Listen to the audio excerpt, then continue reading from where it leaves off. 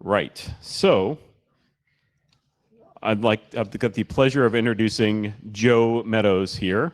I'm a geologist, so I wanted to say Geo Meadows, but apparently it's Joe. Yep, it's Joe. Yeah, it's Joe from Kidderminster, who is going to talk about Beehive monitor based on a Raspberry Pi. So I'll turn it over to you, Joe. Let's give him a very warm welcome.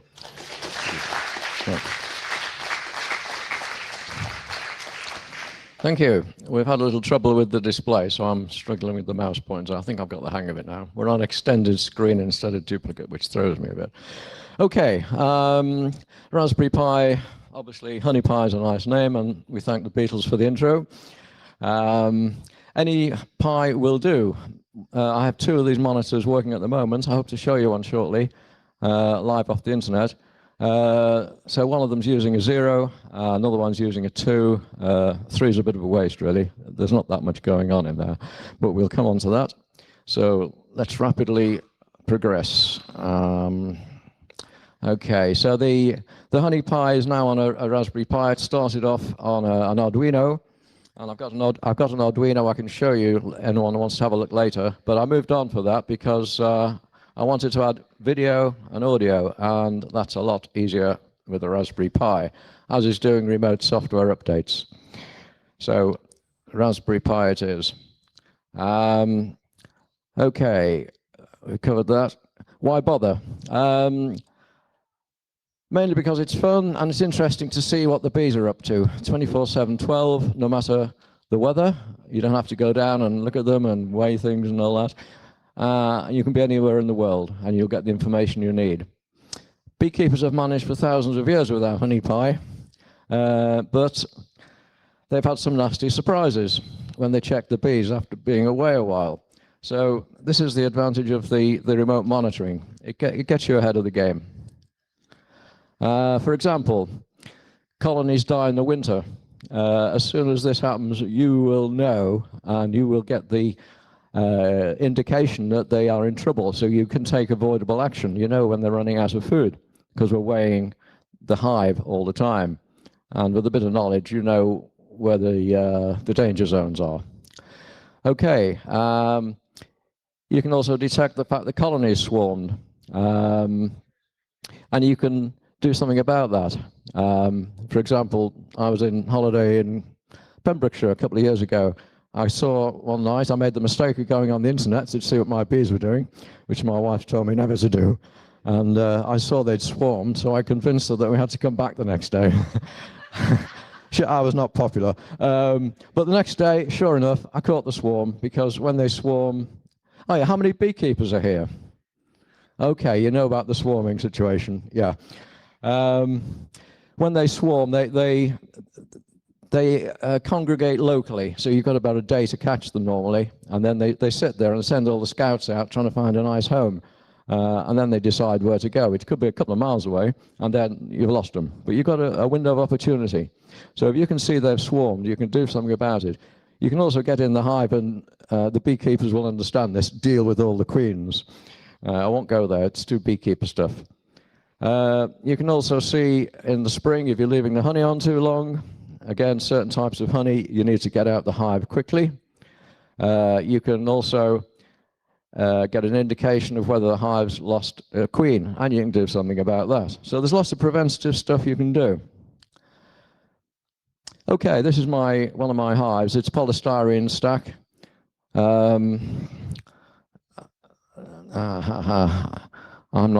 You're not seeing the pointer that I'm seeing.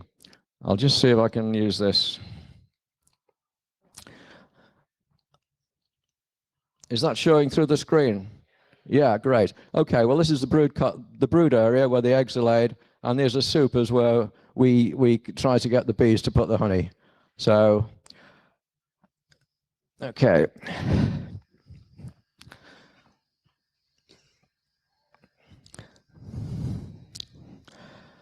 Now, this is the load cell. And if we just go back to the previous one, what I meant to show you was that on the front of this hive, just about here, there's a hinge, and just about here, there's a hinge. So it's a cantilever. All the weight's on the back of the hive, and that's where the load cell sits. So the load cell screws to the base and takes the weight of the top. So it sees half the weight of the hive. But that's okay, we got software, we can cope.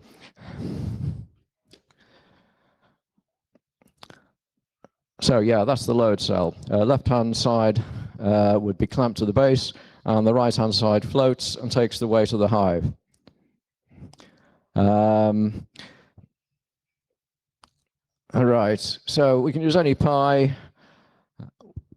So this offers a low-cost monitoring solution. For about £70, you can build this. Very rough figures, £10 for a Pi, £30 for the load cell, £5 for the temperature sensors, £10 for the interface modules, we'll look at them shortly, £10 for the box, and the hardware, well, if you've got a garage like mine full of stuff, it doesn't cost you anything, maybe allow £5. The Bosch load cell, it took me a long time to home in on this. It's rated at 40 kilogram, but because they're only putting half the weight on it, it can cope with 80 kilogram total hive weight, which I had back in July. All the information here, by the way, is on a website called honeypie.me.uk, and the last slide will give you all the links you need to get the information, should you wish to pursue it. Okay, here's the circuit diagram. Raspberry Pi. Any Raspberry Pi will have the GPIO here, standard connector. There's a module required to interface to the load cell. The load cell is a Wheatstone bridge arrangement. You get very, very small signal. You need decent differential amplifiers. So it's all built into this module. You don't have to worry about it. Very simple wiring. The analog interface, there's a four-way analog input. So I've just got two sensors. It obviously could be extended. I've homed in on LM34s. They're nice, easy ones to use. Just 5 volts ground and a signal. So couldn't be simpler.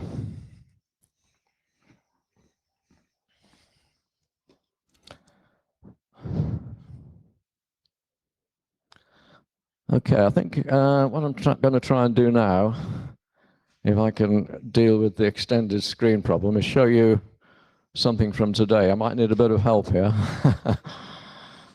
So this setup's not the normal one for me. I want to get onto the internet. That's the one? Yeah, great. Okay. So this is real time, all the way from Kidderminster. Right.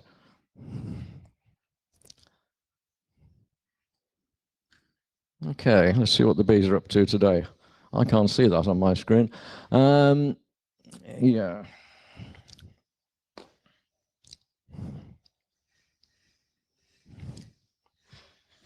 So,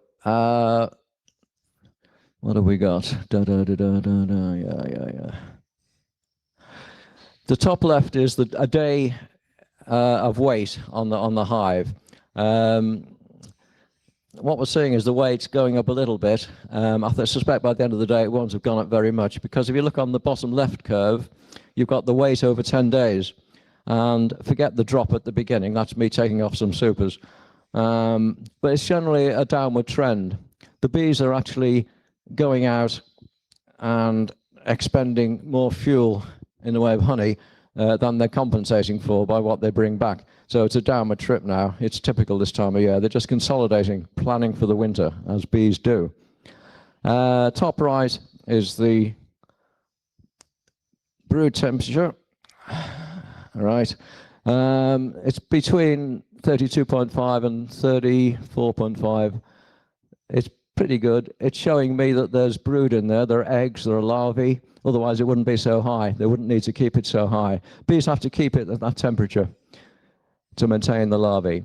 And the outside temperature is the bottom right. Okay. So last night wasn't too cold. So those in the tent will know that. Right. I need to get back on. So I need to do control that. And that. No, it's not there. Ah, great. Okay, back on PowerPoint. Yeah, so we've had a look at the circuit diagram. We've had a look at today's information from Kidderminster. Nothing of great note. Right, the software. Very briefly, there's the Raspberry Pi operating system, free download, obviously. The pihive.py is a Python script that I've done, available. That deals with the load cell via the HX711 module, and it deals with the 2 temperature sensors, and it passes data to ThingSpeak, which is the magic thing about it. We'll come back to that in a second. There's another module which is save zero. This is for getting the zero, the tarring on the system, so that when there's no weight on the load cell, you measure the zero, and then the software pulls that in as an offset every time. There are a couple of test loops here. 8592.py. That's just a test loop. You use it with the terminal. And the test 711 is another test loop. These are all available and downloadable. Okay, we upload to ThingSpeak every 6 minutes. ThingSpeak is free service for low usage. Takes data, presents it on a series of charts as an HTML page, so you can look at it on your browser anywhere in the world, on your mobile phone, anywhere. You can average the inputs to give different presentations. So the top left that we looked at was the day's worth of weight, but below that there was 10 days worth of weight. Same information, just presented differently, gives you different information. So let's look at an interesting day in July. Okay. Right, well, this is in the heat wave. Bottom right, you can see the temperature bombing up to 30 odd each day. And if you look at the lower left, you've got a nice weight buildup. It's building up from 60 to over 80 kilograms over 10 days. That's a lot of weight. At its peak, they were pulling in about 4 kilograms a day. That is a lot of honey for one beehive. The top left is interesting. You can see 0800 on the left side of the x-axis. They go out about that time. Well, they're out earlier than that in the heat wave, but they don't bring much back till about 4 o'clock. I suspect they didn't go out very much because it was a bit hot. And then in the evening, they pulled everything back. They didn't pull anything back in the day. It all came in the evening after 4 o'clock. And then they pulled back. What have we got here? Yeah, about over 2 kilos. That's not bad for an evening shift. So interesting. It was so hot during the day, they didn't bother. Top right is interesting. Well, I think it's interesting. I don't know whether you can see the laser pointer here, but this is the brew temperature. They're maintaining it between about 33 and 34 degrees.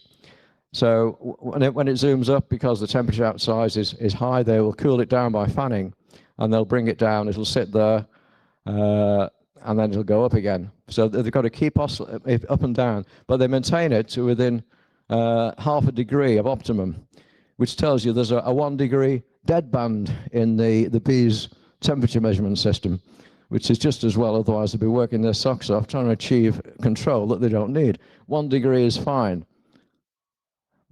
And the bit I don't understand about this curve is that the hysteresis reduces as the heat wave progresses. I keep thinking about that one. One day I'll understand it. But it shows how much you can get out of these charts. You can spend quite a lot of time studying them and thinking about them, as I do. Okay. So this is about the temperature charts we've looked at. I think we've covered all this. Yeah, okay. The hive was getting full. 2 problems there. It could induce swarming, and beekeepers do not like swarming. All your workers disappear. Half your workers go away with the queen. You've lost your honey gathering potential. So beekeepers do lots of cunning things to try and get over that problem. They try and preempt it, really. So that curve of the gradual increase in temperature also tells me it's time to spin the honey, time to pull off the supers, put in the centrifuge, and pull the honey off. I've done very well on honey this year. Each hive has given me over 100 jars.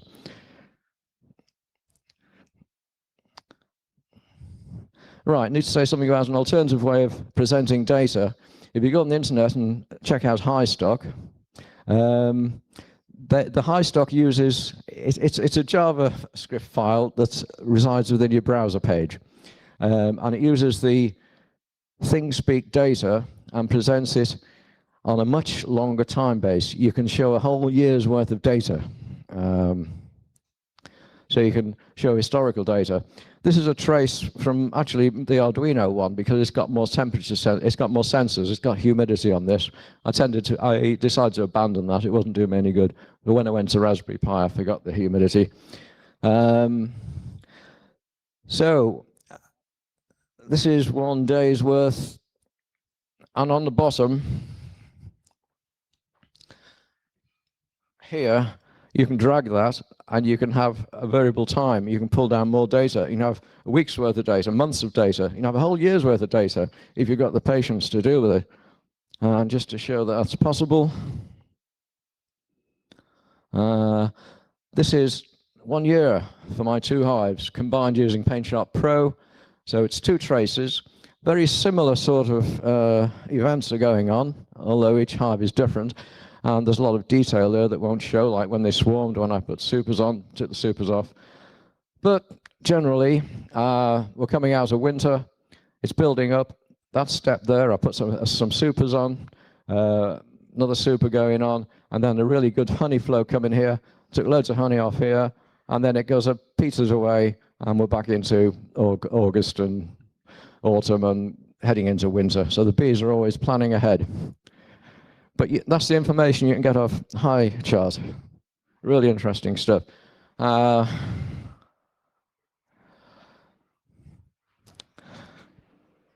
Okay, I was going to do a plug for PaintShop Pro. I'll forget that. We're running out of time.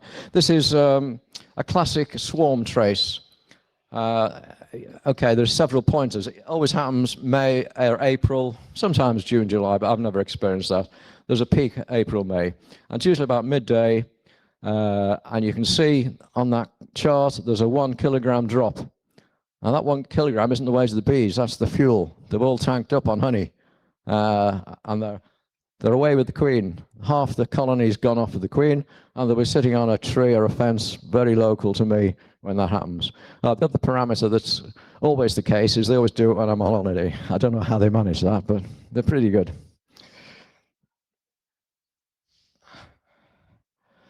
Okay, another trace. This is HiSpeak coming out of winter. The danger time in winter is about March because they're eating food, they're preparing the brood, they're always planning ahead, they're getting thousands of young bees ready for the spring. So when the pollen's around and the nectar's around, they've got the workforce available. But they need to get that workforce ready in the winter. And of course, that means they need to get the temperature up to 34 degrees, and that means they need to consume a lot of food. So the danger time is round about here. Coming out of winter, April, I think that is. I can't read it backwards. And then magically they take off. There's food coming in. But of course, with this system, if I see that weight is getting a bit low, I can give them some food. I can give them some hard food, or I can give them a liquid feed. Right, so that's about it.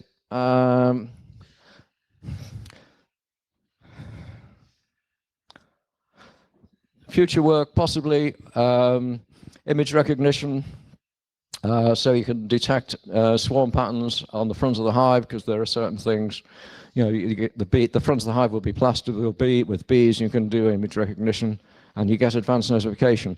With ThingSpeak, I think you can send an alarm to your mobile even. So you could do audio analysis, microphone for airborne sound. You have an accelerometer mounted on the wood of the frame for frame-borne sound. I'll finish off with one sound clip.